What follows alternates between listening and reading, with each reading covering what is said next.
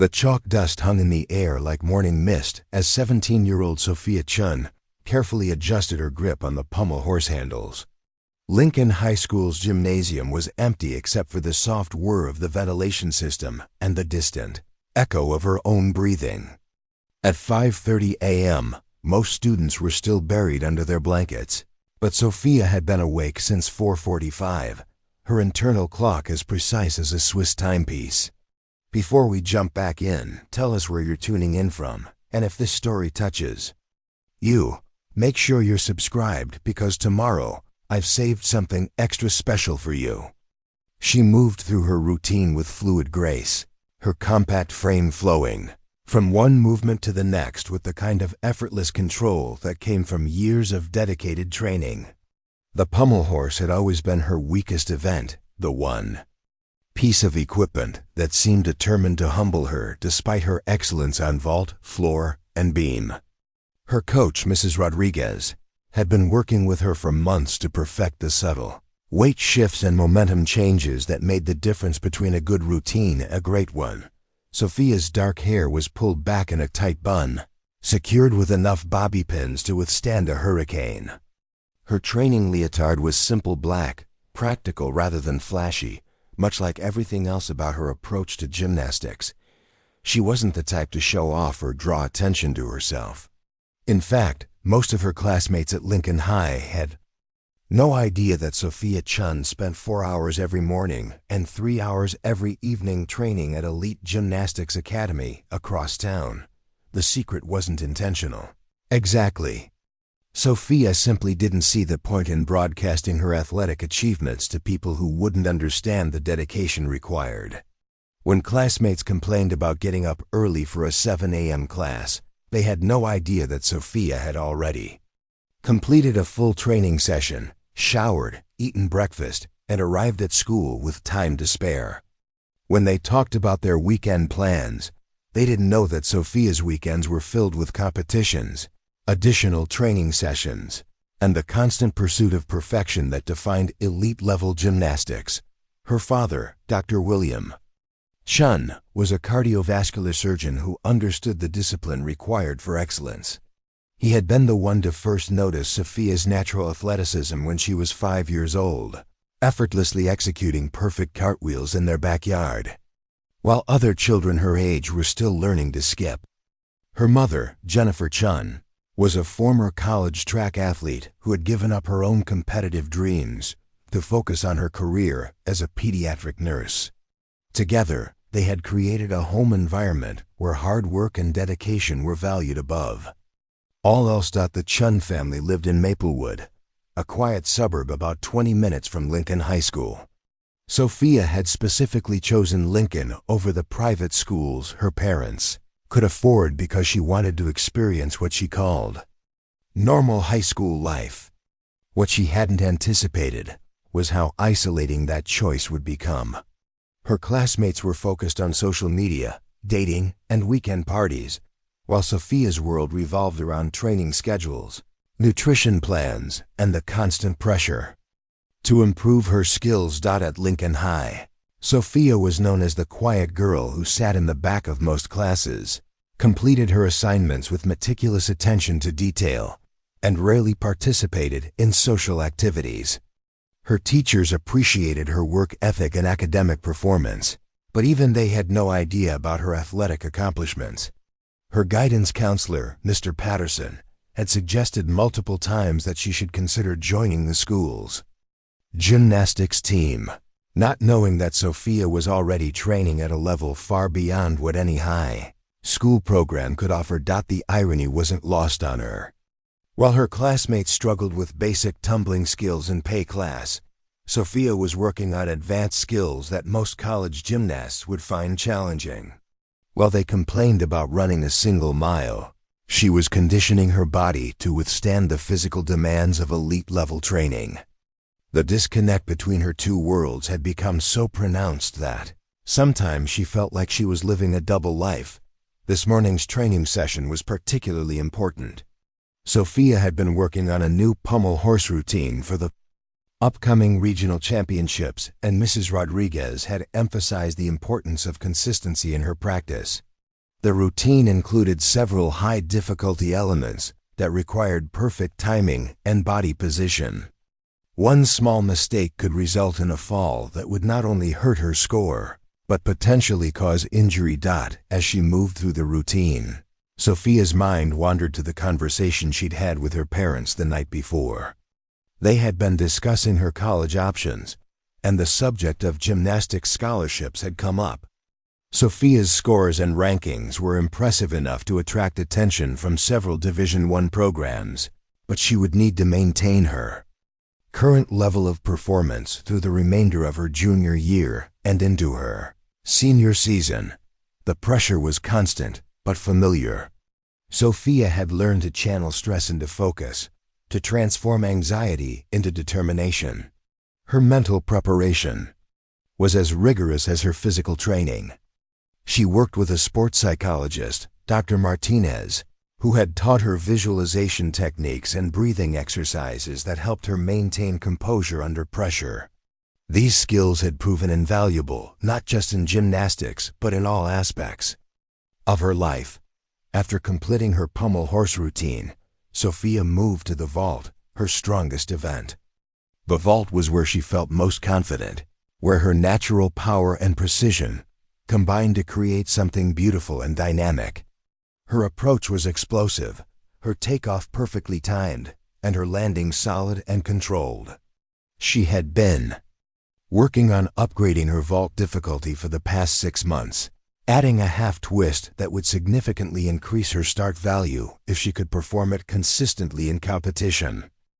The gymnasium began to fill with the sounds of the school day starting. Custodial staff arrived to prepare for the morning rush, and Sophia knew her private training time was coming to an end. She gathered her equipment, carefully wiping down the pommel horse handles and checking that everything was properly secured. Her attention to detail extended to every aspect of her training environment. She had seen too many injuries result from careless equipment maintenance to take any chances.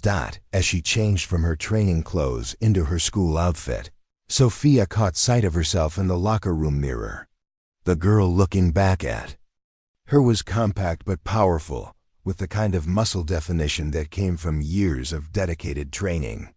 Her hands bore the calluses and tape marks that were badges of honor among serious gymnasts. Her posture was perfect, her movements economical and precise. She looked exactly like what she was, an elite athlete who had dedicated her life to pursuing excellence, but she also looked tired. The dark circles under her eyes told the story of early mornings and late nights, of a schedule that left little room for rest or relaxation. Her social life was practically non-existent, her free time devoted to recovery and preparation for the next training session. Sometimes she wondered what it would be like to be a normal teenager, to sleep until noon on weekends and worry about things like homework and social drama instead of competition schedules and skill progression. The hallways of Lincoln High were beginning to fill with students as Sophia made her way to her locker. She moved through the crowd with the same grace she displayed in the gymnasium, avoiding collisions and navigating the chaos with practiced ease. Her backpack was perfectly organized, her textbooks arranged by size and subject. Her notebook was filled with neat handwriting and carefully drawn diagrams. Even her locker was a model of efficiency, with everything in its designated place. Most of her classmates barely noticed her. Sophia had perfected the art of being invisible in plain sight, of moving through her school day without drawing attention to herself. She participated in class discussions when called upon, turned in her assignments on time, and maintained a 4.0 GPA that would have been impressive if anyone had known about it. But her teachers and classmates saw only the quiet girl who kept to herself, not the dedicated athlete who was pursuing excellence at the highest level. The first period bell rang, and Sophia gathered her materials for a P biology. As she walked toward her classroom, she passed the trophy case that displayed Lincoln High's athletic achievements.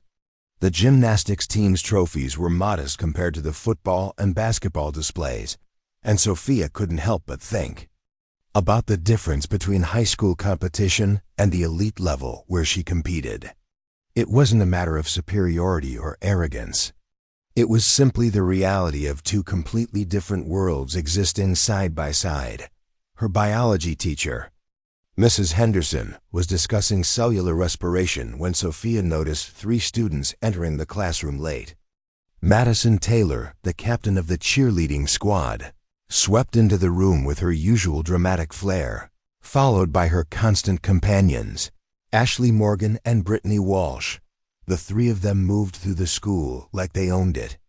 Their confidence born from social status rather than any particular talent or achievement. Madison was the kind of girl who had been popular since elementary school, the type who seemed to navigate social situations with an ease that Sophia found both fascinating and foreign. Her blonde hair was always perfectly styled, her makeup flawless, and her clothes carefully chosen to project an image of effortless sophistication. She had never worked particularly hard for anything in her life, but she had mastered the art of making other people feel small and insignificant. Ashley and Brittany were Madison's enablers, the kind of friends who laughed at her jokes whether they were funny or not, and supported her decisions whether they were right or wrong. They formed a tight circle that was difficult to penetrate and even more difficult to escape once you had attracted their negative attention. They were the kind of girls who turned cruelty into an art form, who could destroy someone's reputation with a single, well-placed comment or social media post. Sophia had managed to avoid their attention for most of her time at Lincoln High, but she had watched them target other students with the kind of calculated precision that suggested they took pleasure in causing pain. Their victims were usually students who stood out in some way, who didn't fit into the narrow definition of acceptable that Madison and her friends had established. They preferred psychological warfare to physical confrontation, finding it more satisfying to destroy someone's spirit than to simply overpower them. As the class period continued, Sophia found herself thinking about the upcoming regional championships and the pressure she would face in the coming weeks. Her training schedule would become even more intense, her margin for error even smaller. She would need to maintain her academic performance while pushing her body to its limits in preparation for the most important competition of her season. The bell rang, signaling the end of first period, and Sophia packed her materials with the same methodical precision she brought to everything else in her life. She had 4 more classes to get through before she could return to the gym for her afternoon training session. 4 more hours of maintaining her carefully constructed invisibility while her mind remained focused on the skills she would work on later that day. As she walked toward her second period class, Sophia caught a glimpse of the school's gymnasium through an open door. The space looked different during school hours, filled with the chaos of physical education classes and the casual approach to athletics that characterized most high school programs. It was a world away from the pristine professional environment where she spent most of her time, but it was also a reminder of the choice she had made to live in both worlds simultaneously. Little did she know that her carefully maintained separation between her 2 lives was about to be shattered in ways she could never have imagined. Preparing and narrating this story took us a lot of time, so if you are enjoying it, subscribe to our channel. It means a lot to us. Now back to the story. The first incident happened on a Tuesday morning in early October. Sophia was reviewing her chemistry notes in the library when Madison Taylor's voice cut through the quiet atmosphere like a knife through silk. "Look at her, sitting all alone, like some kind of hermit," Madison whispered to Ashley and Brittany, her voice pitched just loud enough for Sophia to hear. "I swear she thinks she's too good for everyone else." Sophia kept her eyes fixed on her textbook, her pencil continuing to move across her notebook in steady, controlled strokes. She had learned long ago that acknowledging bullies only encouraged them, and Madison Taylor was nothing if not predictable. The cheerleading captain thrived on attention and reaction, feeding off the discomfort of others like a vampire feeds. On blood. Maybe she's studying how to get a personality, Ashley added, earning appreciative giggles from her companions. The librarian, Mrs. Foster, was helping a group of freshmen at the circulation desk and either didn't hear the exchange or chose to ignore it. Sophia finished her notes and gathered her materials with the same methodical precision she brought to everything else, refusing to let their comments rush her or alter her routine. As she walked past their table toward the exit, Madison's foot shot out, causing Sophia to stumble slightly. "Oops," Madison said with exaggerated innocence. "Didn't see you there." Sophia steadied herself and continued walking without a word. Behind her, she could hear the trio erupting in muffled laughter, proud of their minor victory. It was petty and juvenile, but Sophia recognized it for what it was, the opening move in what would likely become an escalating campaign of harassment. The pattern established itself quickly. Madison and her friends seemed to have an uncanny ability to appear wherever Sophia happened to be, armed with cutting remarks and subtle provocations, designed to chip away at her composure. They commented on her clothes, her hair, her apparent lack of friends. They made jokes about her academic focus, suggesting that only losers needed to study as much as she did. What they didn't understand was that Sophia's apparent isolation was a choice, not a consequence of social inadequacy. Her schedule left little time for the casual friendships that characterized most high school experiences. When other students were hanging out at the mall or attending weekend parties, Sophia was training or competing. When they were sleeping in on Saturday mornings, she was already 2 hours into her daily workout routine. The harassment followed a predictable pattern. Madison would initiate contact with some seemingly innocent comment or question, designed to draw Sophia into a conversation she couldn't win. Ashley and Brittany would provide backup, their roles clearly defined by years of practice. Ashley was the reinforcer, always ready with a follow-up comment that amplified Madison's initial attack. Brittany was the documentarian, her phone constantly ready to capture any reaction that could be shared on social media for maximum humiliation. "Hey Sophia," Madison called out one morning as they passed in the hallway. "I love your vintage style, very retro." The comment was delivered with the kind of false sweetness that made Sophia's skin crawl. Her outfit was perfectly appropriate. Dark jeans, a simple sweater, and comfortable sneakers. It was practical clothing chosen for functionality rather than fashion, but there was nothing wrong with it. "It's like she shops exclusively at thrift stores," Ashley chimed in, right on cue. "Maybe her family can't afford anything better," Brittany added, her phone already recording Sophia's reaction. Sophia continued walking without responding, but she could feel her jaw tightening with the effort of maintaining her composure.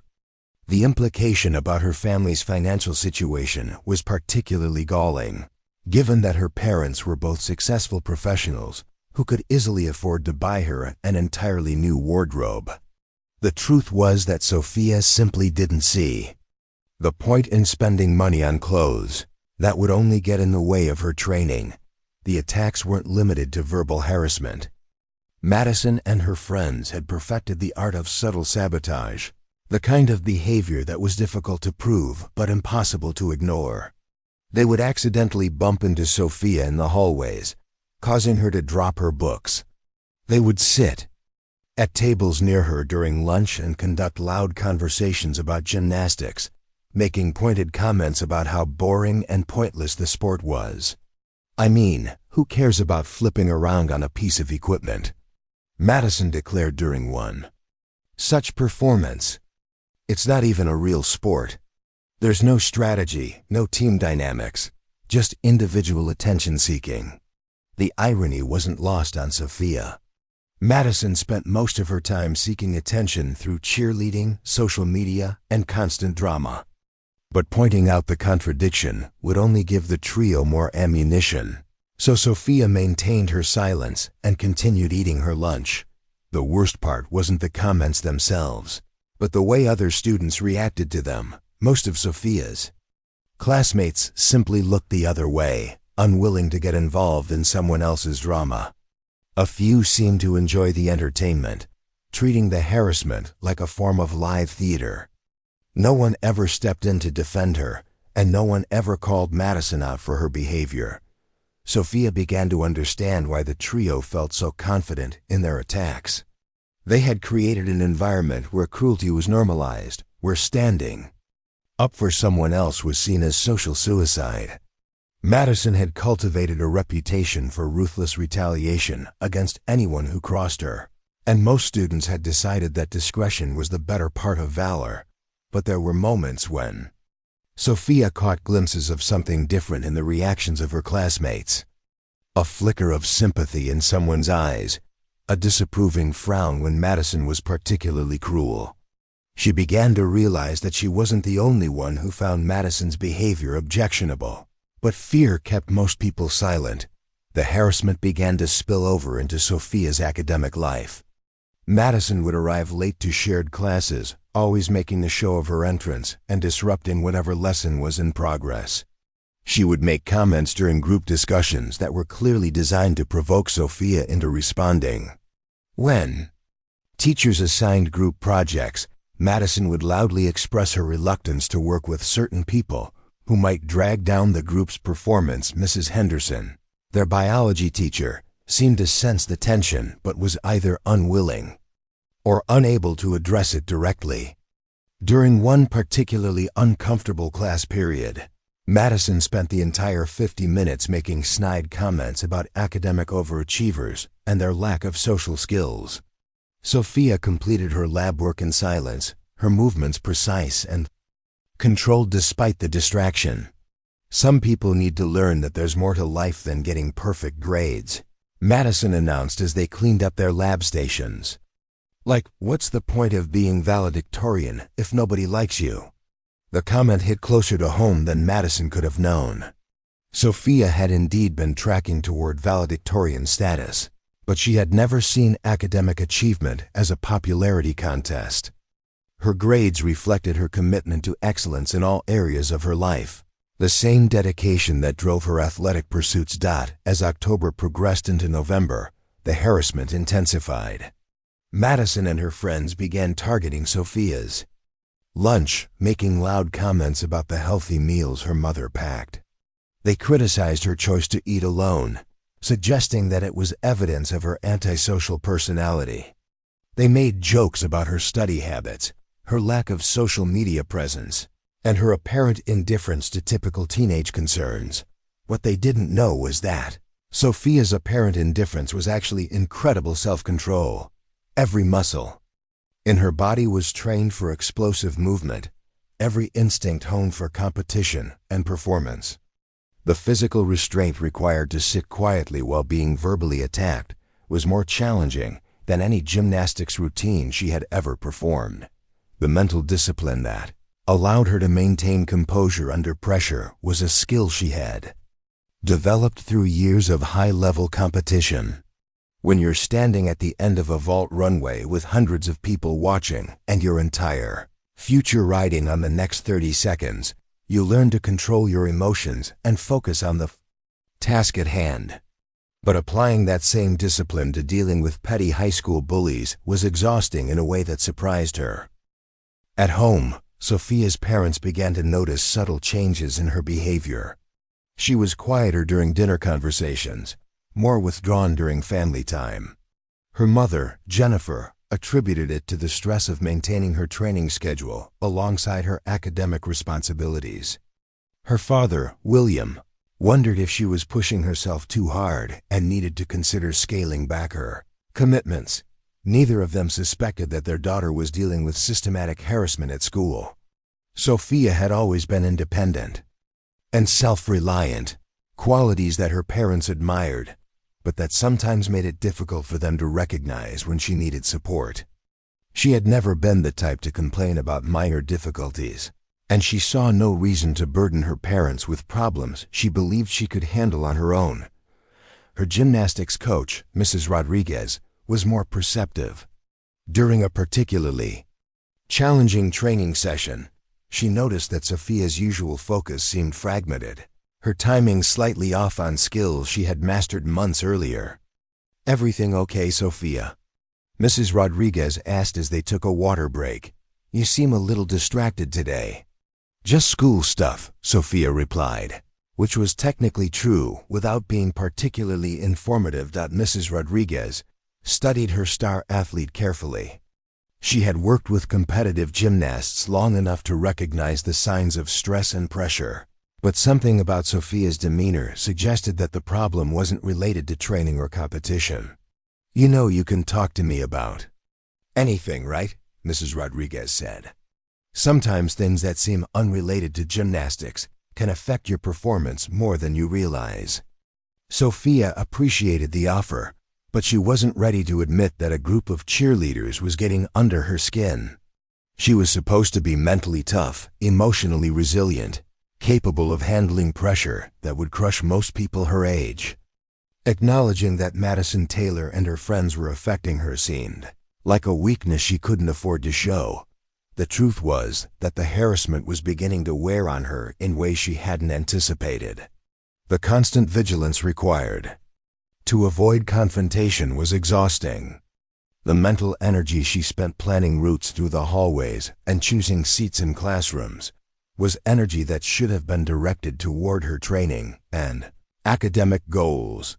For the first time since starting at Lincoln High, Sophia began to question her decision to attend a regular public school.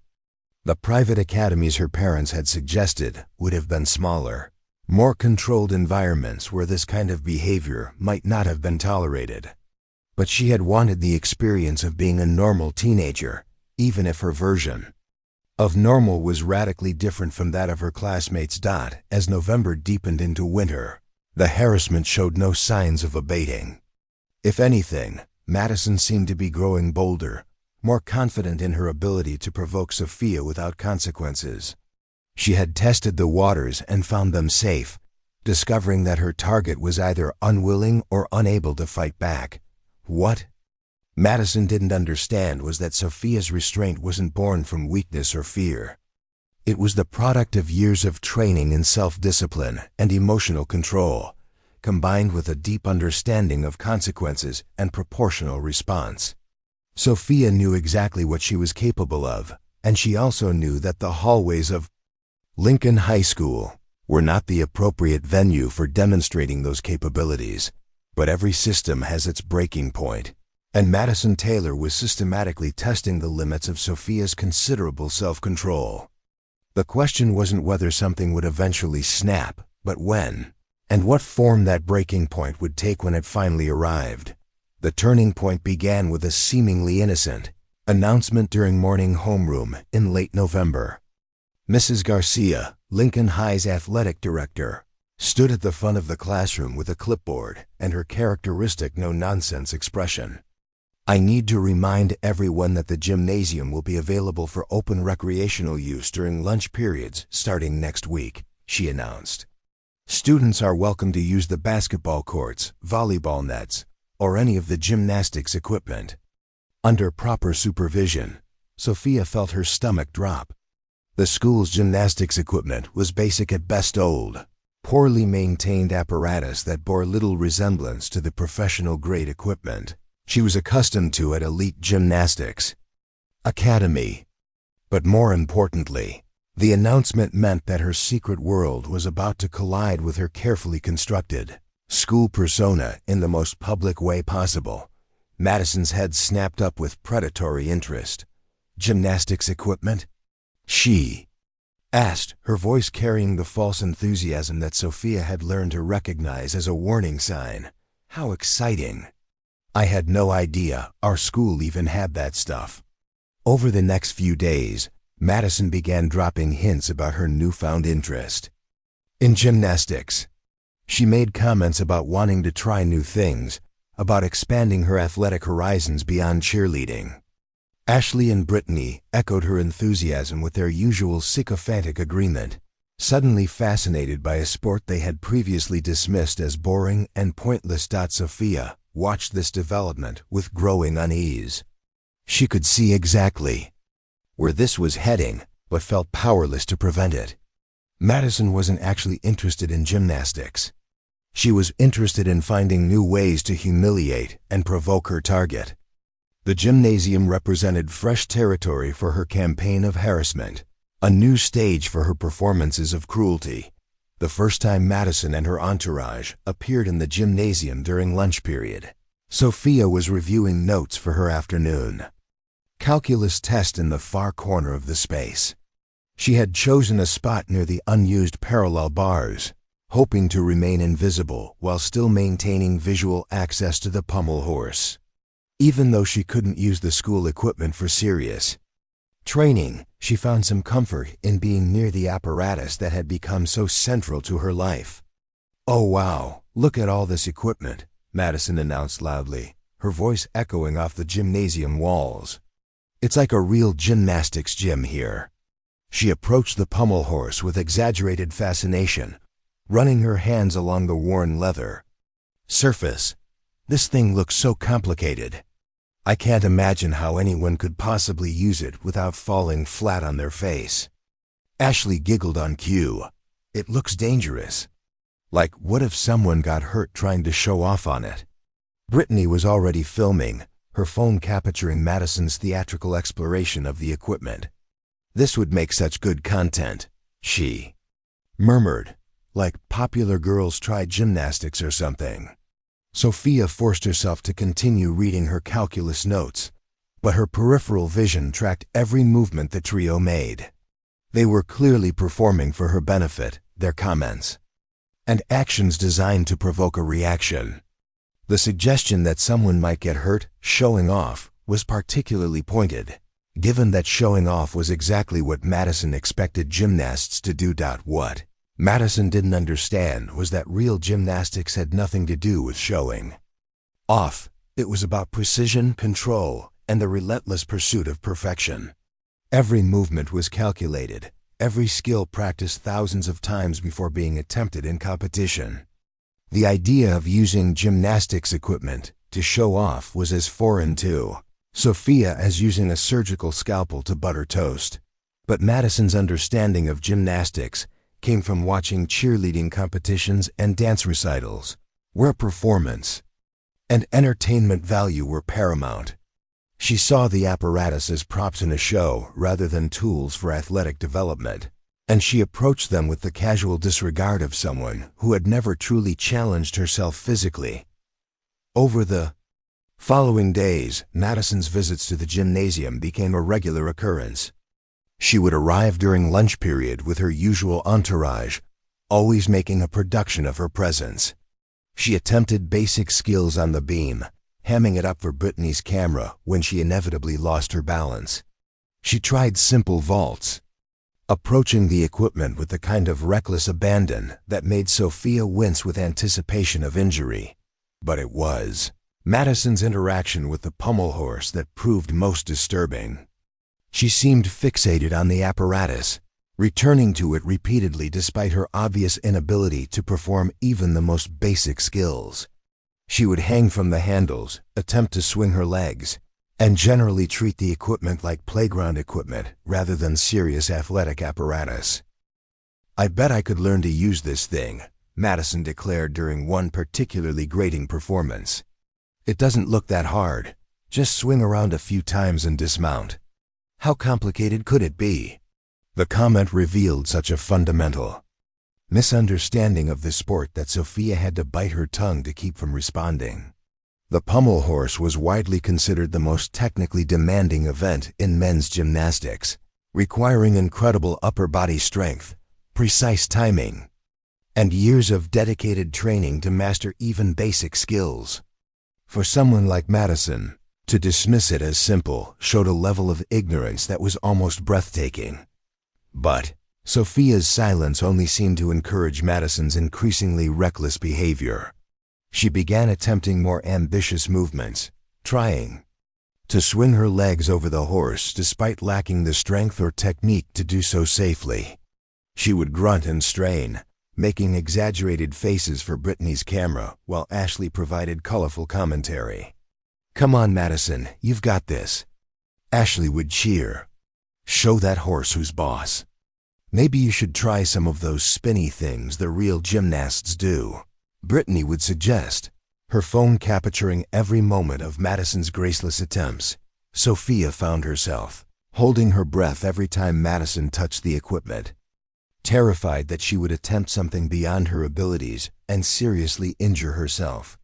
Despite everything Madison had put her through, Sophia didn't want to see anyone get hurt, especially not through ignorance and reckless bravado. The situation became even more complicated when other students began gathering to watch Madison's performances. Word had spread through the school about the popular girl's sudden interest in gymnastics, and lunch periods in the gymnasium began drawing larger crowds. Students would sit in the bleachers eating their meals while watching Madison and her friends attempt various skills with varying degrees of failure and hilarity. What bothered Sophia most wasn't the mockery of her sport, though that was painful enough. It was the way Madison had turned the gymnasium into her personal stage, transforming a space that should have been dedicated to athletic achievement into a venue for entertainment and social posturing. The equipment that represented years of dedication and sacrifice to serious athletes had become props in Madison's ongoing performance of superiority. The harassment also began taking more subtle forms. Madison would make pointed comments about how gymnastics was really just dancing without music, or how it was sad that some people needed to flip around on equipment to feel special about themselves. She would talk loudly about how real athletes played team sports, where you had to work with others instead of just focusing on yourself. "I mean, gymnastics is pretty, I guess," Madison said during one particularly pointed monologue. "But it's not really athletic, you know. It's more like performance art. Very individualistic. Not like cheerleading, where you have to actually support your team and work together." The comparison to cheerleading was particularly galling, given that cheerleading routines were choreographed performances designed to entertain crowds, while gymnastics required athletes to push the boundaries of human physical capability under intense competitive pressure. But pointing out this distinction would only draw more attention to herself, so Sophia continued to maintain her silence. As December approached, Sophia found herself dreading lunch periods for the first time since starting at Lincoln High. Gymnasium had been her sanctuary, the one place at school where she could feel connected to her true passion, even if she couldn't actually train there. Now it had become another battleground, another space where she had to carefully navigate Madison's psychological warfare. The stress began affecting her performance at Elite Gymnastics Academy. Mrs. Rodriguez noticed that Sophia's usually flawless concentration was scattered, her timing off on skills she had mastered months earlier. During a particularly challenging training session on the Pommel horse, Sophia fell twice on skills she could normally perform in her sleep. "What's going on, Sophia?" Mrs. Rodriguez asked as they took a break. "You're not yourself today." Sophia wanted to explain about Madison's harassment, about how her school environment had become a constant source of stress and distraction. But she also felt embarrassed about letting a group of amateurs get under her skin. She was supposed to be mentally tough, capable of maintaining focus regardless of external circumstances. "Just tired, I guess," she said finally. "Lots going on at school." Mrs. Rodriguez studied her carefully. "You know, sometimes when we're dealing with stress in one area of our lives, it shows up in unexpected places. If something's bothering you, it's better to address it directly than to let it affect your training." The advice was sound, but Sophia wasn't sure how to apply it to her current situation. What could she do about Madison's behavior that wouldn't make the situation worse? Complaining to school administrators would likely result in token gestures that would only anger Madison further. Confronting her directly would escalate the conflict in ways that Sophia wasn't prepared to handle. At home, her parents continued to notice changes in her behavior. She was quieter during family dinners, more withdrawn during their usual evening conversations. Her mother, Jennifer, began asking more pointed questions about school, sensing that something was bothering her daughter.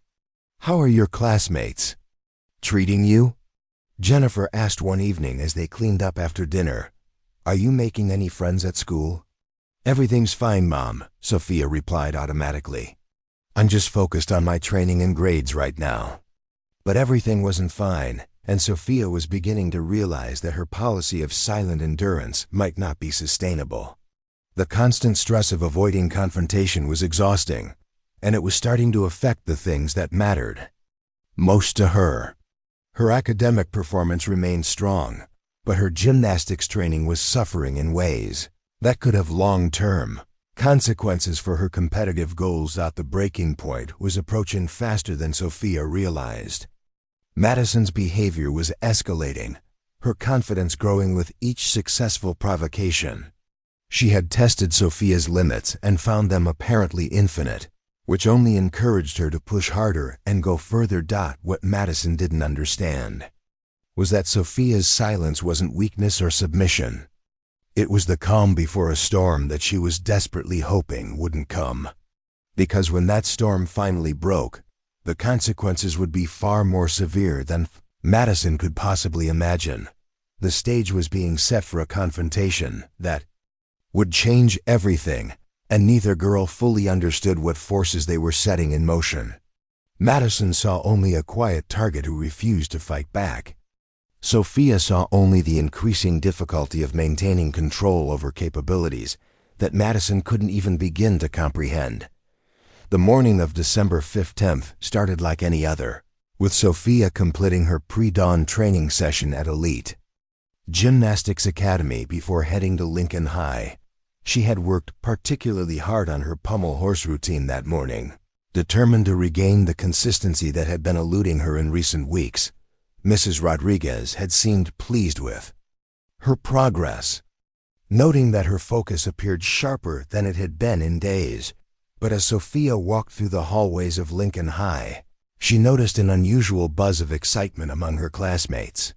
Students were clustered in small groups, their conversations animated and their phones constantly buzzing with notifications. Something was happening, and from the way people glanced at her as she passed, Sophia had a sinking feeling that she was somehow involved. The mystery was solved when she reached her locker and found Marcus Thompson, a quiet kid from her chemistry class, waiting for her with an expression of nervous concern. "Sophia," he said quietly, glancing around to make sure they weren't overheard, "I thought you should know. Madison posted something about you on her social media last night. It's getting shared around pretty heavily." Sophia's stomach clenched, but she kept her expression neutral. "What kind of something?" Marcus pulled out his phone and showed her the screen. Madison's Instagram story featured a video compilation titled "Wannabe Gymnast Fails" with laughing crying emojis scattered throughout. The video showed Madison's attempts at various gymnastic skills in the school gymnasium, but it had been edited to include commentary that was clearly directed at Sophia. "Look at me trying to figure out this boring sport," Madison's voiceover declared as she attempted to mount the pommel horse. "I mean, how hard can it be? Some people act like this stuff is so special and amazing, but it's really just swinging around on some equipment. Watch me master it in like 5 minutes." The video continued with Madison's increasingly ridiculous attempts at gymnastic skills, each failure accompanied by commentary about how overrated the sport was and how anyone could do it with minimal effort. But the most damaging part came at the end, where Madison addressed the camera directly. "I've been thinking about our school's little gymnastics wannabe," she said with her trademark fake smile. "You know, the one who thinks she's too good to talk to anyone? I bet she's not even that good.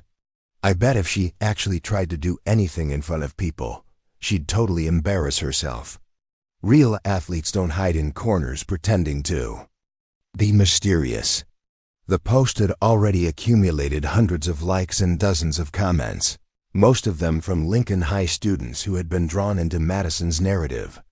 Some comments defended Sophia, but many others joined in the mockery, speculating about whether she could actually perform any gymnastic skills, or if she was just pretending to be athletic. Sophia handed the phone back to Marcus with steady hands, though inside she felt like her carefully constructed world was crumbling. Madison had crossed a line she hadn't even known existed, turning their private conflict into public entertainment. The video would spread throughout the school within hours, making Sophia's anonymity impossible to maintain. "Thanks for showing me," she said quietly. "There's more," Marcus said reluctantly. "Madison's been telling people that she's going to challenge you to prove your gymnastic skills during lunch today. She's basically daring you to perform in front of everyone." The final piece of Madison's plan crystallized in Sophia's mind. This wasn't just harassment anymore. It was a calculated attempt to force her into a no-win situation. If Sophia ignored the challenge, Madison would claim victory and continue portraying her as a fraud. If she accepted it, she would be revealing her true abilities in the most public way possible, potentially creating even more problems. As the morning progressed, Sophia became aware of the whispered conversations that followed her through the hallways. Students who had never paid attention to her before were now staring openly, their curiosity piqued by Madison's viral video. Teachers seemed oblivious to the undercurrent of drama, but Sophia could feel the weight of hundreds of eyes tracking her movements. During third period English, Mrs. Patterson assigned group work that required students to move around the classroom. As Sophia gathered with her assigned partners, she overheard fragments of conversations happening throughout the room. "I heard she's actually supposed to be really good. Madison says she's been pretending this whole time. My cousin goes to Elite Academy and swears he's seen her there. No way, look at her. She's too small to be a real gymnast." The speculation was maddening in its inaccuracy. Students who knew nothing about gymnastics were making pronouncements about her abilities based on outdated stereotypes and Madison's deliberate misinformation. Sophia wanted to correct their misconceptions, but doing so would only confirm that she had been keeping secrets and fuel further speculation. Lunch period approached like an execution date. Sophia considered skipping it entirely, finding somewhere else to spend the time until her afternoon classes began. But running away would only validate Madison's narrative and make the situation worse. Sometimes her father's voice echoed in her memory. "The only way out is through." The gymnasium was more crowded than Sophia had ever seen it during lunch period. Word of Madison's challenge had spread throughout the school, and students packed the bleachers like spectators at a sporting event. The energy in the room was electric with anticipation, the kind of excitement that preceded either triumph or disaster. Madison stood near the pommel horse like a ringmaster preparing for the main event, her usual entourage flanking her while Brittany live-streamed the proceedings to her social media followers. She had dressed for the occasion in a coordinating athletic outfit that looked expensive but impractical, more suited for a photo shoot than actual physical activity. "Well, well," Madison announced as Sophia entered the gymnasium, her voice carrying clearly to every corner of the space. "Look who decided to show up. I was starting to think our mysterious gymnast might be too scared to face a little friendly competition." The crowd murmured with excitement, phones emerging from pockets and backpacks as students prepared to document whatever happened next. Sophia walked toward the center of the gymnasium with measured steps, her expression calm despite the chaos swirling around her. "I'm not here to compete with you, Madison," Sophia said quietly, but her voice carried clearly in the suddenly silent space. "I'm here to eat my lunch and study for my afternoon test." Madison's smile widened with predatory satisfaction. "Oh, come on, don't be modest. I'm sure everyone would love to see what all the fuss is about. Unless, of course, you're not actually as good as you want people to think." The challenge hung in the air like smoke. Sophia could feel the weight of dozens of expectant gazes, the collective breath-holding of an audience waiting for drama to unfold. This was exactly what Madison had planned, a public confrontation that would force Sophia to either reveal her abilities or admit to deception. "I don't have anything to prove to you," Sophia replied, her voice steady despite the adrenaline coursing through her system. "Really?" Madison stepped closer to the pommel horse, her hand resting on one of the handles with casual disrespect. "Because from where I'm standing, it looks like you've been pretending to be something special when you're really just another wannabe. I mean, if you were actually good at this stuff, wouldn't you want to show it off?" The fundamental misunderstanding in Madison's logic was staggering. Real gymnasts didn't show off their skills for entertainment. They performed them in controlled environments under proper supervision for specific purposes. But Madison's worldview was shaped by social media and performance culture, where everything was content and every skill was a potential viral moment. "Maybe she can't actually do anything," Ashley called out from the sidelines. "Maybe that's why she's been hiding it."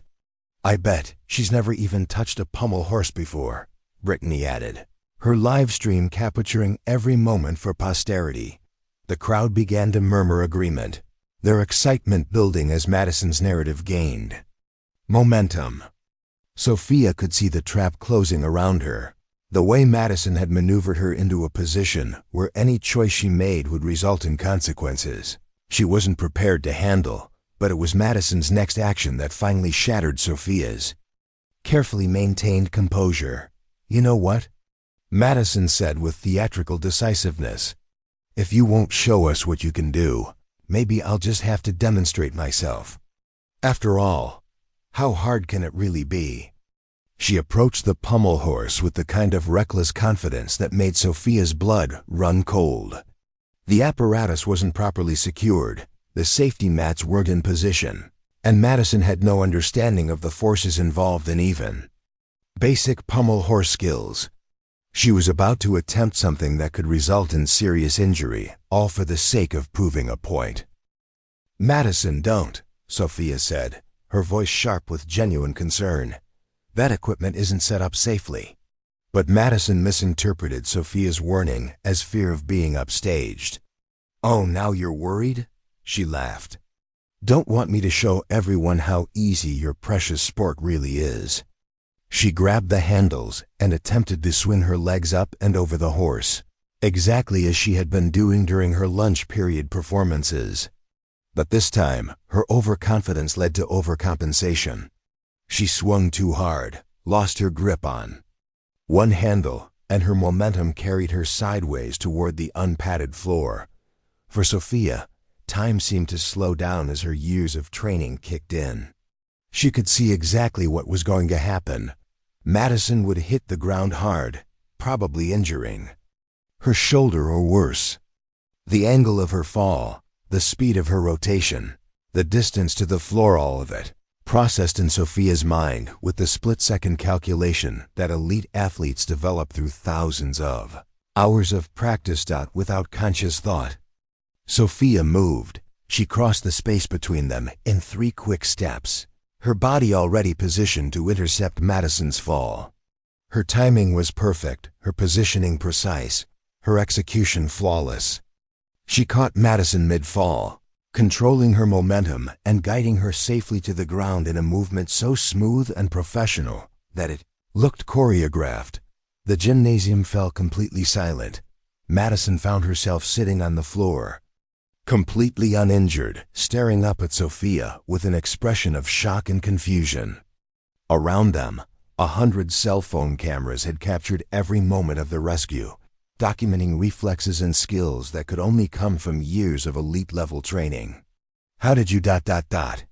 Madison began, but her voice trailed off as the implications of what had just happened began to sink in. Sophia stood over her, no longer trying to hide the controlled power in her posture or the calm confidence in her eyes. The careful mask of anonymity had been stripped away in a moment of instinctive action, and there was no putting it back. "Are you hurt?" Sophia asked, extending her hand to help Madison up. Madison stared at the offered hand as if it might bite her, finally beginning to understand that she had been playing a game whose rules she didn't comprehend with an opponent whose capabilities She had drastically underestimated. The breaking point had arrived, but not in the way anyone had expected. Instead of anger or retaliation, it had come in the form of protection, of an elite athlete's instinctive response to prevent injury. Sophia's secret was revealed not through boasting or showing off, but through an act of genuine concern.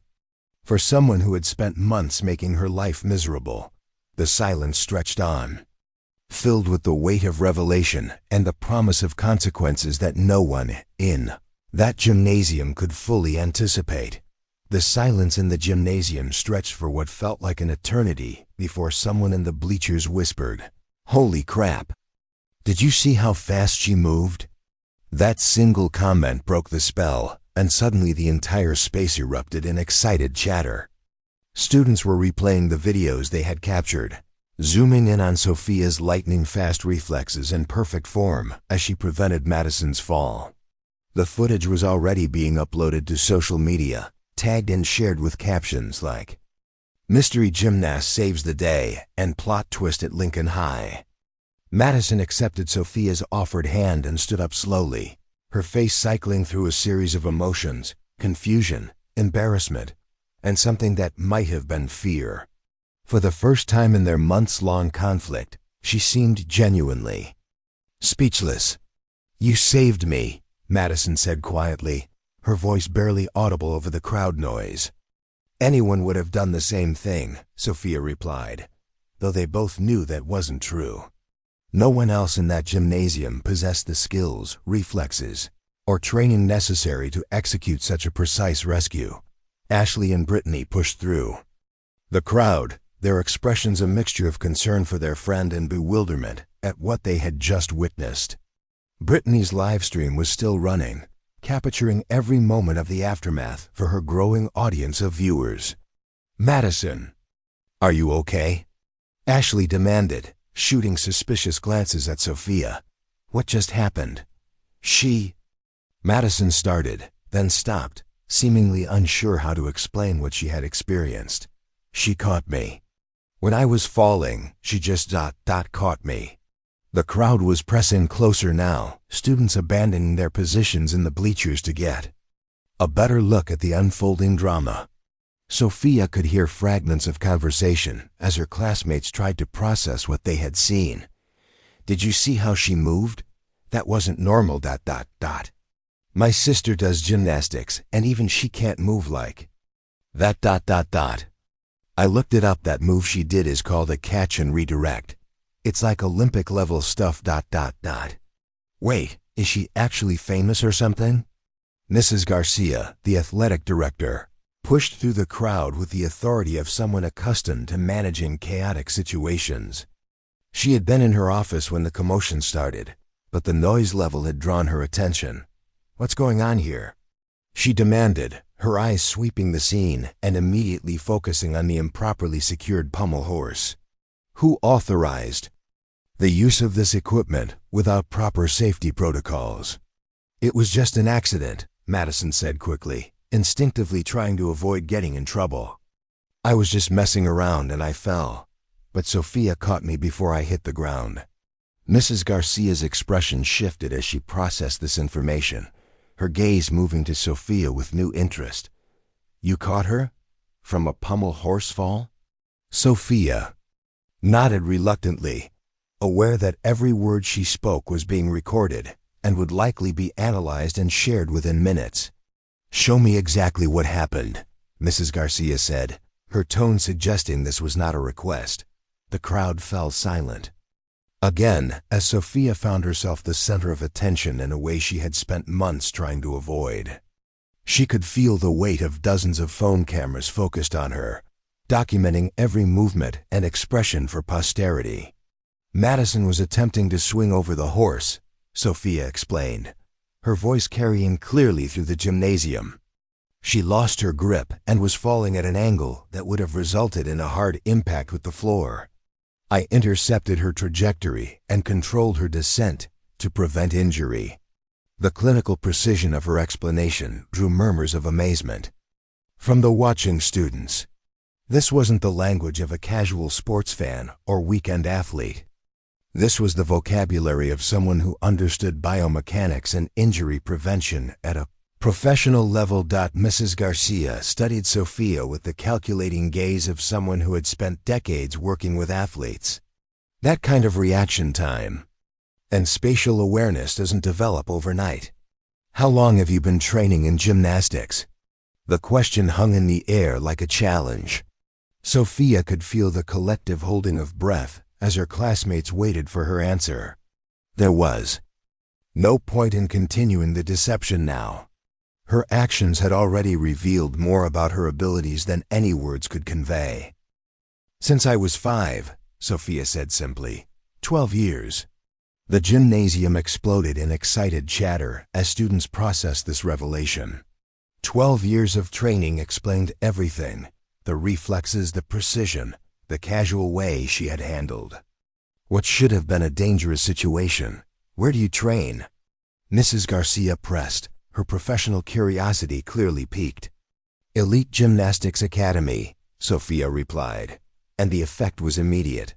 Several students gasped audibly. Elite Gymnastics Academy was known throughout the region as one of the premier training facilities, the kind of place that produced college scholarships and Olympic hopefuls. It wasn't where casual athletes went to learn basic skills. It was where serious competitors went to pursue excellence at the highest levels. Elite? Mrs. Garcia's eyebrows rose significantly. I'm familiar with their program. They don't accept recreational gymnasts. No, ma'am, Sophia agreed. They don't. Madison was staring at Sophia as if seeing her for the first time, her mind clearly racing to reconcile this new information with the quiet girl she had been tormenting for months. The power dynamic between them had shifted so dramatically that she seemed unable to process it. Wait, Ashley interrupted, her voice shrill with confusion. Are you saying you're like a real gymnast? Like competitive level? I compete at level 10, Sophia said, and the students who knew anything about gymnastics gasped again. Level 10 was the highest level in U.S., a gymnastics before elite status, representing athletes who were often recruited by Division I colleges and sometimes competed at national levels. Level 10? Mrs. Garcia repeated, her respect for Sophia clearly growing. What events do you compete in? All 4. Vault, bars, beam, and floor. And your strongest event? Sophia glanced at the pommel horse that had started this entire confrontation. Then back at Mrs. Garcia. Vault. The irony wasn't lost on anyone in the gymnasium. Madison had spent weeks mocking gymnastics as an easy sport while targeting someone who competed at near elite levels in the very skills she was dismissing. I need to see your vault, Mrs. Garcia said, with the authority of someone who wasn't accustomed to being refused. Right now, Mrs. Garcia, the equipment isn't, Sophia began. I'll take responsibility for safety protocols, the athletic director interrupted. I want to see what kind of athlete Lincoln High has been hiding. The crowd shifted with anticipation as Mrs. Garcia began organizing the space. She directed several students to help position proper safety mats and check the vault equipment. Within minutes, she had created a regulation setup that would allow Sophia to demonstrate her skills safely. Sophia found herself in an impossible position. Refusing would seem cowardly and validate Madison's months of provocation. But performing would expose capabilities that she had been carefully concealing, potentially creating new problems and complications. I don't have proper training attire, she said, making one last attempt to avoid the demonstration. Your current clothes are fine for a basic vault, Mrs. Garcia replied dismissively. Nothing too complicated. Just show us your standard. The gymnasium had fallen completely silent again, every student understanding that they were about to witness something extraordinary. Sophia could see her classmates positioned throughout the space, their phones ready to capture whatever happened. Next, she walked to the end of the vault runway, her movements automatically shifting into the controlled precision of competition mode. The familiar feel of the approach surface beneath her feet was comforting, even in this chaotic environment. She had performed thousands of vaults in her life, and muscle memory began taking over despite the irregular circumstances. At the far end of the runway, Sophia turned to face the vault table.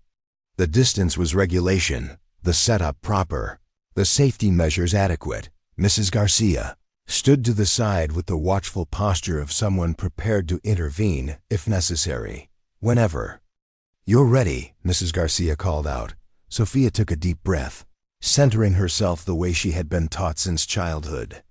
The noise of the crowd faded into background static as her focus narrowed to the vault table and the mechanics of the skill she was about to perform. She began her approach with controlled acceleration, her steps precise and powerful.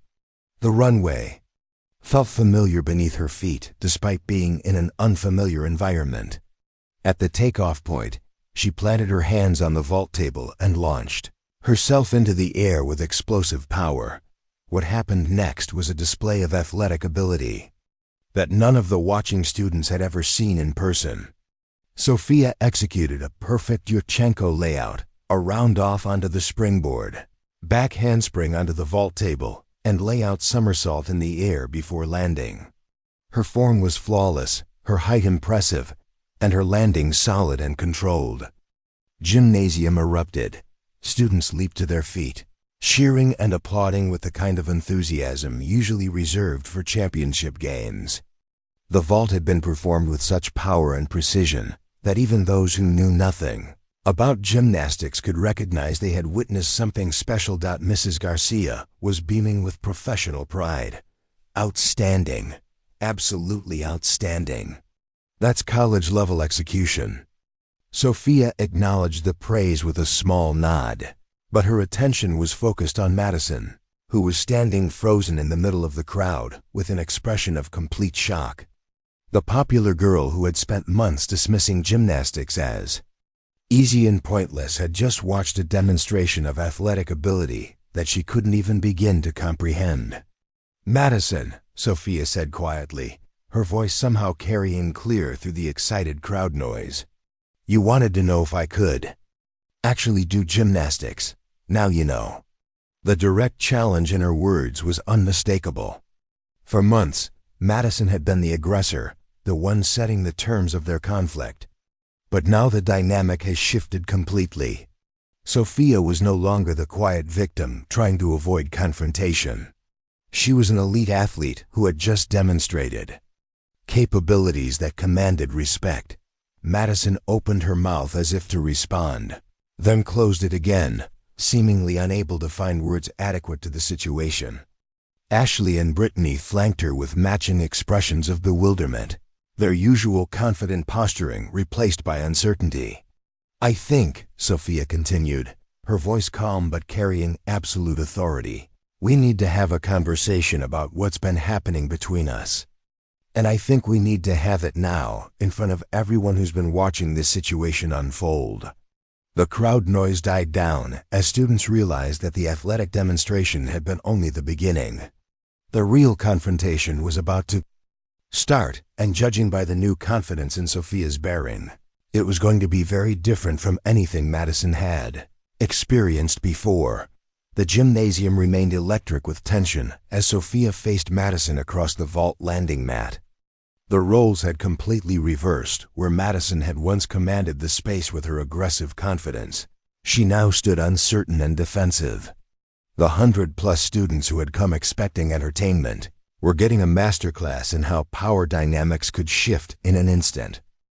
"For the past 3 months," Sophia began, her voice carrying clearly to every corner of the gymnasium, "you've been telling people that gymnastics isn't a real sport, that it's easy, that anyone could do it with minimal effort." Madison's face flushed red, but she remained silent, acutely aware that every word of this conversation was being recorded by dozens of phones.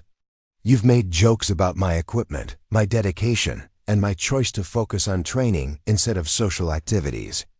Sophia continued, "You've suggested that I was pretending to be something I'm not, that I was somehow deceiving people about my abilities. The crowd was completely silent now, sensing that they were witnessing something significant unfold. Mrs. Garcia stood to the side, her expression suggesting she was beginning to understand that there had been ongoing conflict between these students that went far beyond today's incident. "You sabotaged my belongings, disrupted my study time, and turned my lunch periods into public entertainment for your social media followers," Sophia said, her voice gaining strength with each word. "You did all of this because you assumed I was weak, that I wouldn't fight back, that I would just accept whatever treatment you decided to give me." Ashley started to step forward, perhaps to defend her friend, but a sharp look from Mrs. Garcia stopped her in her tracks. This was clearly a conversation that needed to happen, and any interference would only make things worse. "But the truth is," Sophia continued, "I wasn't refusing to fight back because I couldn't. I was choosing not to fight back because I didn't need to. There's a difference between those two things, and it's a difference that you never bothered to consider." Madison finally found her voice, though it came out smaller and less confident than anyone had ever heard it. I didn't know you were actually. I mean, I never thought ... You never thought what?" Sophia pressed. "You never thought I might actually be skilled at something you were mocking? You never thought there might be consequences for months of harassment? Or you never thought you'd get caught?" The questions hung in the air like accusations, each one highlighting the fundamental flaws in Madison's approach to the situation. She had operated under assumptions that were not only wrong but dangerously naive. "I want everyone here to understand something," Sophia said, turning to address the broader crowd. "What Madison has been doing to me isn't harmless teasing or casual social interaction. It's systematic harassment designed to make my life miserable because she decided I was an acceptable target." Several students in the crowd shifted uncomfortably, perhaps recognizing their own complicity in the situation. Many of them had watched the harassment unfold without intervening, treating it as entertainment rather than recognizing it for what it truly was. "She destroyed my belongings, invaded my personal space, and made public spectacles designed to humiliate me," Sophia continued. "She used her social influence to turn other students against me and created an environment where I was constantly on guard against the next attack." Mrs. Garcia's expression had shifted to one of serious concern as she began to understand the scope of what had been happening under the school's radar.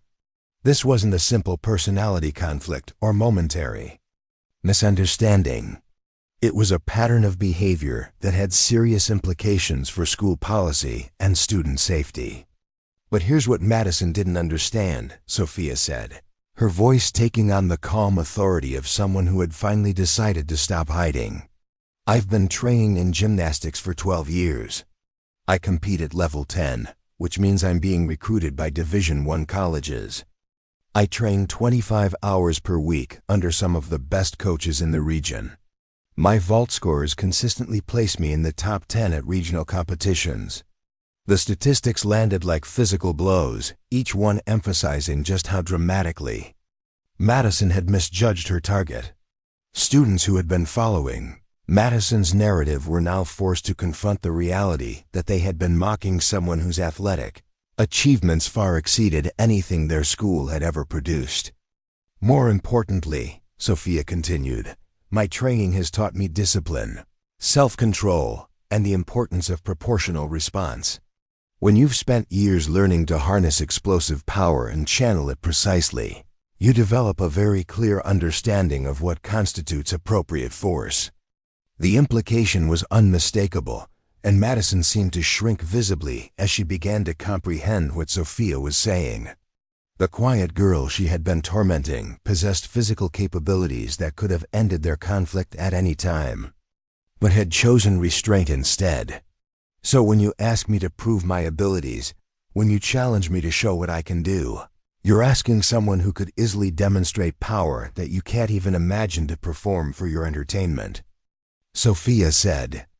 "And when I decline, it's not because I'm weak or scared. It's because I have better things to do with my time and energy." Mrs. Garcia stepped forward, her administrative instincts finally overriding her athletic curiosity. "Ms. Chun, are you telling me that there has been ongoing harassment between you and these students?" "Yes, ma'am," Sophia replied without hesitation, "for approximately 3 months."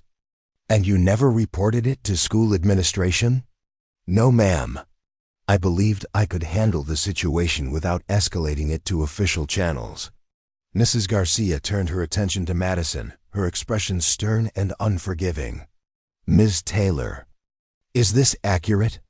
Have you been systematically harassing Ms. Chun?" Madison looked around desperately, as if hoping someone would provide her with an escape from the situation. But the crowd that had once supported her reign as social queen was now watching her with a mixture of disappointment and disgust. The phones that had once documented her triumphs were now recording her humiliation. We were just... It wasn't supposed to be." Madison stammered, unable to construct a coherent defense. "It wasn't supposed to be what?" Mrs. Garcia demanded. "Harassment? Bullying? Because from where I'm standing, that's exactly what it sounds like." Ashley and Brittany exchanged panicked glances, clearly realizing that their participation in Madison's campaign was about to have serious consequences. The social media posts, the public confrontations, the deliberate sabotage, all of it had been documented and witnessed by multiple people. "Mrs. Garcia," Sophia interjected, "I appreciate your concern, but I'd like to address this situation directly with Madison and her friends." The athletic director hesitated, clearly torn between her administrative responsibilities and her recognition that Sophia had demonstrated remarkable maturity and self-control throughout the ordeal. "Very well," Mrs. Garcia said finally. "But I'll be filing a report about this incident, and there will be official consequences for the harassment you've described." Sophia nodded her acceptance, then turned back to Madison with an expression that was calm but implacable. "Here's what's going to happen," Sophia said, her voice carrying the quiet authority of someone who is accustomed to setting and achieving goals. "The harassment stops immediately. All of it. The comments, the social media posts, the sabotage, the public confrontations. It ends today." Madison nodded quickly, eager to agree to anything that might improve her rapidly deteriorating situation. "You're going to apologize," Sophia continued. "Not just to me, but to everyone who watched you treat another person like your personal entertainment for months. You're going to acknowledge that your behavior was wrong and that it had real consequences for someone who never did anything to deserve it." The demand for a public apology was perhaps the most devastating blow to Madison's social status. Her entire identity was built on projecting strength and dominance, and a public admission of wrongdoing would fundamentally undermine the image she had spent years cultivating. "And you're going to use your social influence to correct the narrative you've been spreading," Sophia added. "You're going to tell people that gymnastics is a legitimate sport that requires incredible skill and dedication. You're going to explain that attacking someone for their interests and commitments is unacceptable behavior." The comprehensive nature of Sophia's demands revealed a level of strategic thinking that Madison clearly hadn't anticipated. This wasn't an emotional outburst or a desire for revenge. It was a carefully calculated response designed to address the root causes of the problem. "Finally," Sophia said, "you're going to learn enough about gymnastics to understand what you've been mocking. I'm not asking you to become a gymnast, but I am requiring you to educate yourself enough to recognize the skill and dedication involved." Madison looked around the gymnasium as if searching for support or escape, but found neither. The crowd that had once laughed at her jokes and encouraged her behavior was now watching her with expressions ranging from disappointment to disgust. Her social media followers were witnessing her complete capitulation to someone they had been taught to see as weak and insignificant. "Do you agree to these terms?" Sophia asked, her voice carrying the finality of an ultimatum. Madison nodded miserably, her voice barely audible as she whispered, "Yes." "I'm sorry, I didn't hear you," Sophia said, though everyone in the gymnasium knew she had heard perfectly. Well, yes, Madison said more loudly, her voice cracking with the weight of her humiliation. I agree. The transformation in the gymnasium's atmosphere was immediate and dramatic. Students who had watched Madison's dominance for years were now seeing her reduced to apologizing to someone she had tried to destroy. The power structure that had seemed so permanent and unshakable had been completely overturned in the space of a single lunch period, but perhaps the most significant change was in Sophia herself.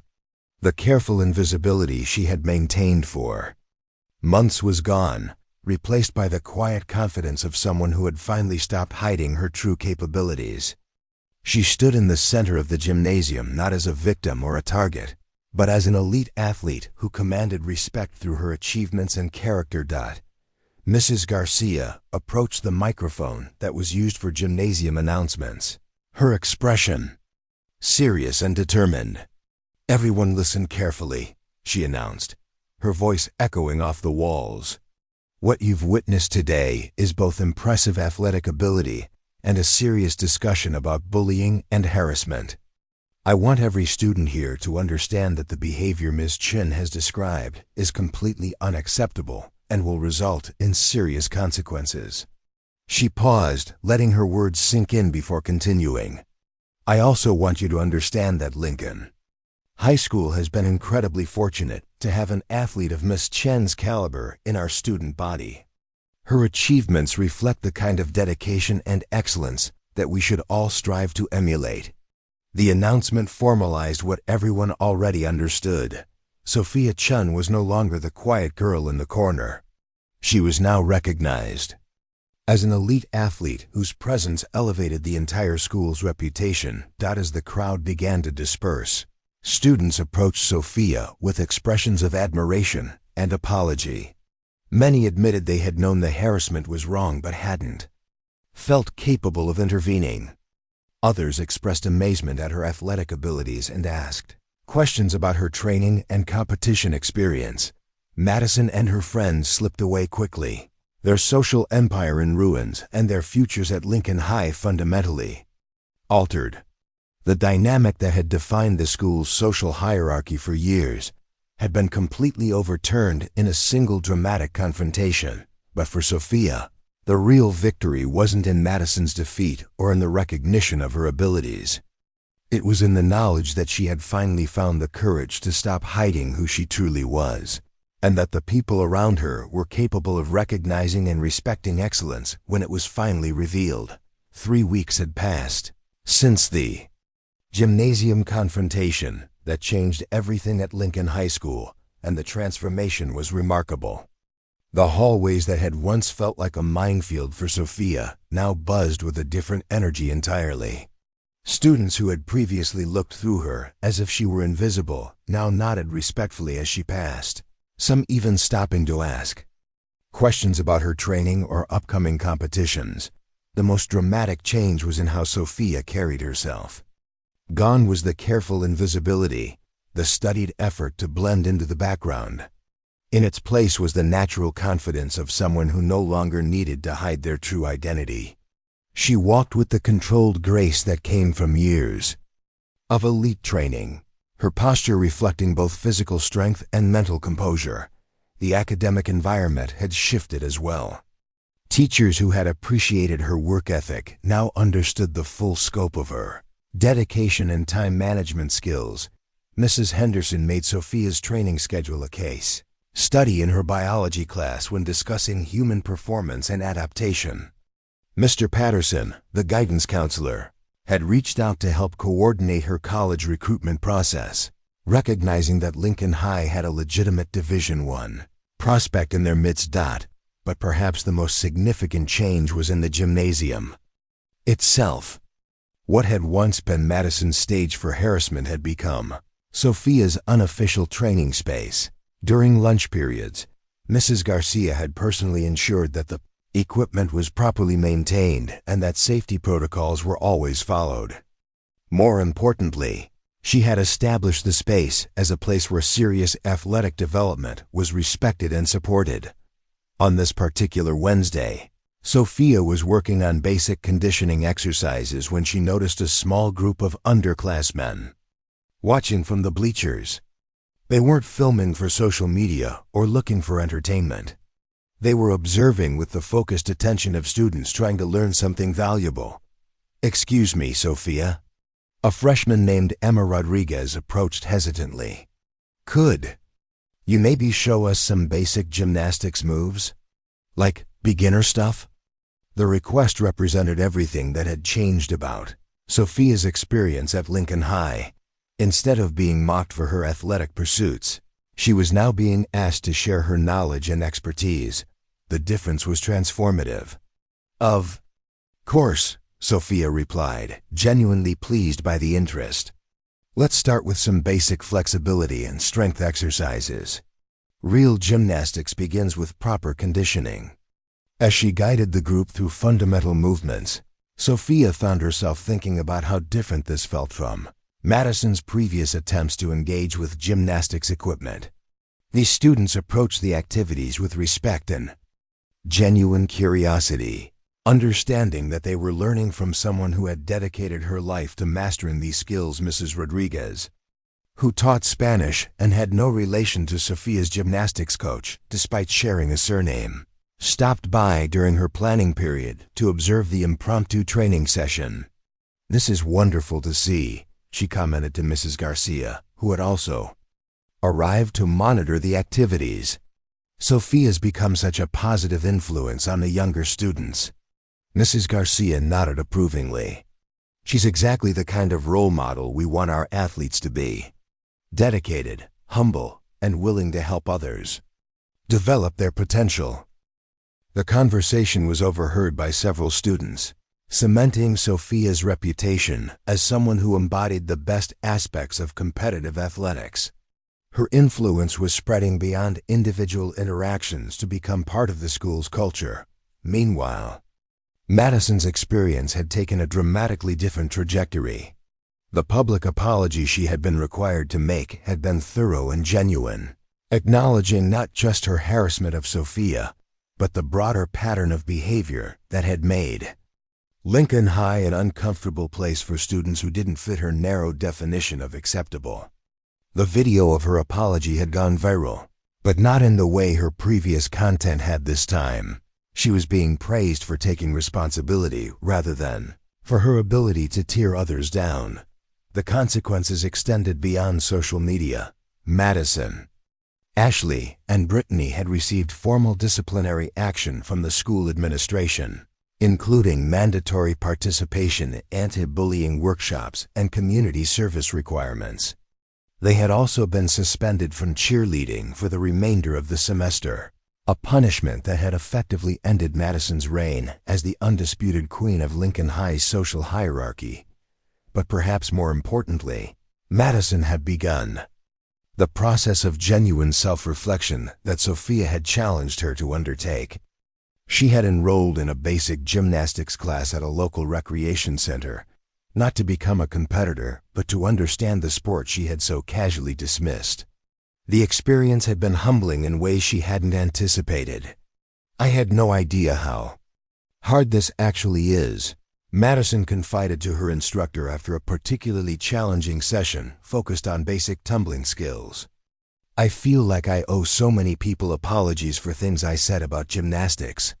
The instructor, who had heard about the Lincoln High incident through the local gymnastics community, smiled encouragingly. "The first step toward understanding any sport is respecting the people who dedicate themselves to it. It sounds like you're on the right path." Madison's journey toward redemption wasn't easy or quick. Her former social circle had largely abandoned her, unwilling to associate with someone whose fall from grace had been so public and complete.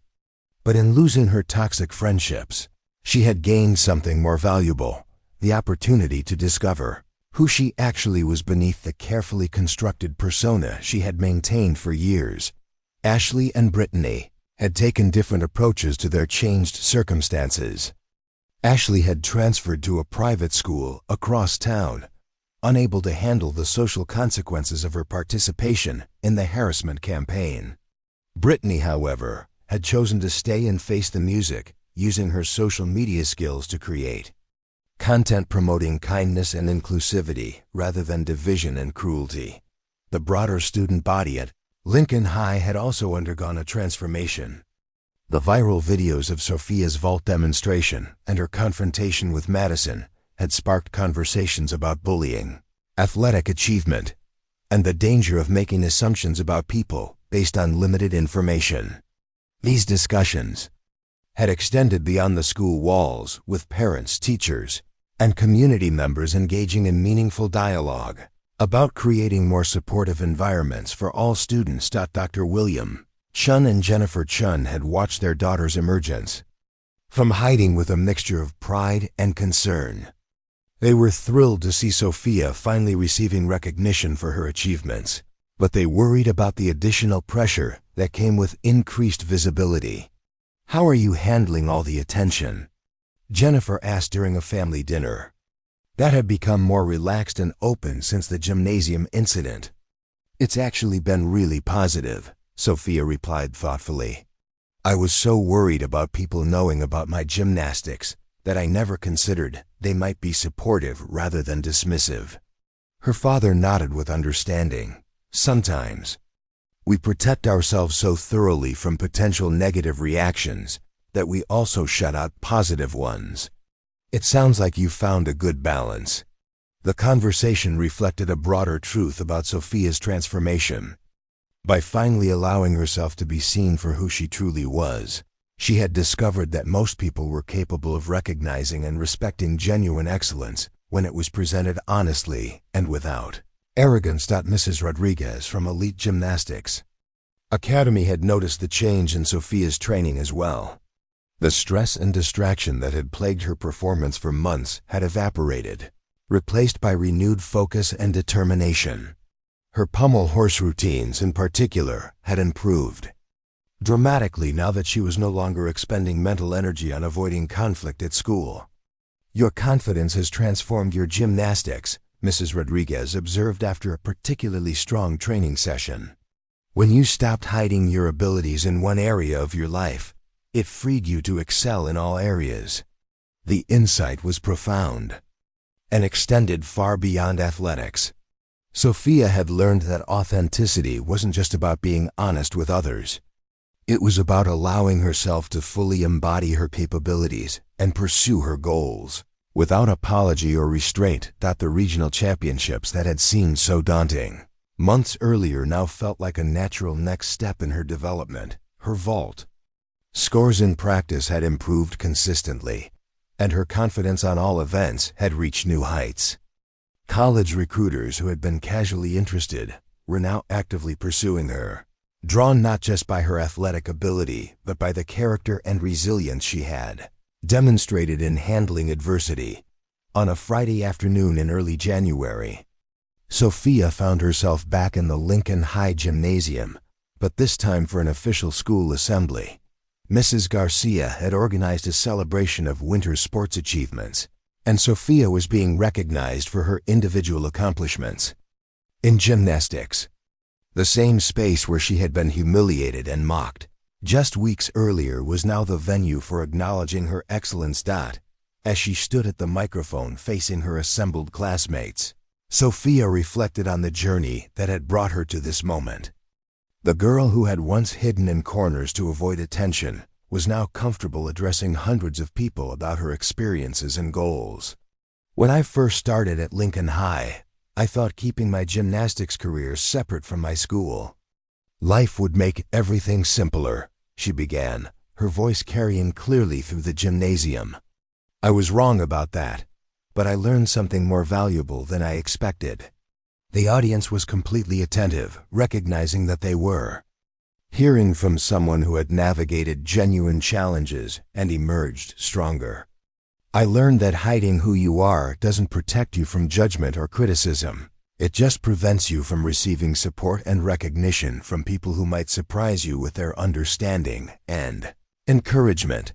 She paused, making eye contact with students throughout the gymnasium, including Madison, who was sitting in the back rows with a thoughtful expression.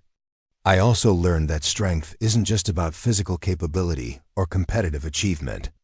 Real strength comes from knowing who you are, standing up for what's right, and treating others with the respect and dignity that everyone deserves. The applause that followed was genuine and sustained, reflecting not just appreciation for her athletic accomplishments, but recognition of the wisdom and maturity she had demonstrated throughout her ordeal. As the assembly concluded and students began filing out of the gymnasium, Madison approached Sophia with an expression of nervous determination. "Sophia," she said quietly, "I know I've apologized before, but I wanted you to know that these past few weeks have really changed how I see things. Taking that gymnastics class made me realize how incredibly difficult what you do really is, and how patient you were with us, even when we were being awful." Sophia studied Madison's face, recognizing genuine remorse and growth rather than the calculated manipulation she had grown accustomed to detecting. "Thank you for saying that, Madison. I hope you continue with gymnastics, not because you have to, but because I think you might actually enjoy it once you stop worrying about how you look doing it." The exchange represented the final transformation in their relationship. They would never be close friends, but they had moved from antagonism to mutual respect, proving that even the most damaged relationships could be repaired when both parties were willing to engage authentically. As Sophia packed up her belongings and prepared to head to Elite Gymnastics Academy for her afternoon training session, she felt a profound sense of completion. The careful balance she had once maintained between her two worlds was no longer necessary, because those worlds had merged into a single, integrated life where her athletic excellence enhanced rather than complicated her academic and social experiences. Lesson she had learned and inadvertently taught to her entire school community was powerful in its simplicity, authenticity, courage, and genuine respect for others' achievements create environments where everyone can thrive. The girl who had once hidden her light under a bushel had discovered that letting it shine benefited not just herself, but everyone around her. Lincoln High School was a better place because Sophia Chun had finally stopped hiding who she was. And she was a better person because she had learned that true strength comes not from the ability to dominate others, but from the courage to be genuinely yourself in the face of any challenge. Up next, you've got 2 more standout stories right on your screen. If this one hits the mark, you won't want to pass these up. Just click and check them out. And don't forget to subscribe and turn on the notification bell so you don't miss any upload from us.